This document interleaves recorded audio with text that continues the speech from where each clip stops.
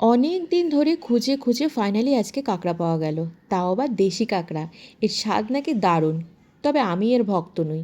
তোমরা আবার আমাকে পাগল ভেবে বসো না, কারণ আমি কাঁকড়া খাই না। আমি জানি তোমরা অনেকেই কাঁকড়া খেতে ভীষণ ভালোবাসো, আর তার জন্যই আজকে আমার এই ভিডিওটা। যিনি কাঁকড়া কাটছেন উনি আমার পিসি শাশুড়ি। ভিডিওটা সপ্তাহখানিক আগের হলেও ভিডিওটা এখন ভয়েস ওভার দিয়ে ভাবলাম তোমাদের সাথে শেয়ার করে দিই। তবে কাঁকড়াটা রান্না করেছে আমার যা, আর আমি ভিডিও করেছি। আর ওকে রান্না করার সময় কিন্তু এন্টারটেন করে গেছি।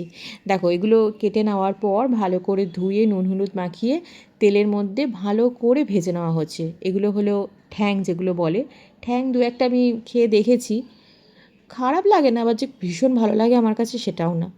তো যাই হোক, আমার কথা বাদ দাও।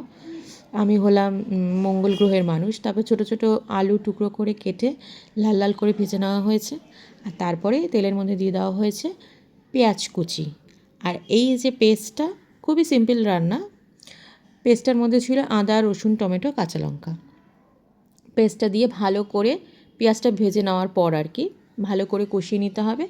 তারপরে ভেজে রাখা ঠ্যাং, আলু, কাঁকড়া যেগুলো আর কি রয়েছে আর কি, সব কিছু দিয়ে আবারও ভালো করে কষাতে হবে। কষিয়ে বাকি যেটুকু ছিল, দেখো এই মাংসগুলো খেতে নাকি খুব সুন্দর হয়, তাই তো যাই হোক, দেখো ও রান্না করছে, আমি ভিডিও করছি তোমাদের সাথে শেয়ার করব বলে। তো ভীষণ সুন্দর গন্ধ বেরিয়েছিল।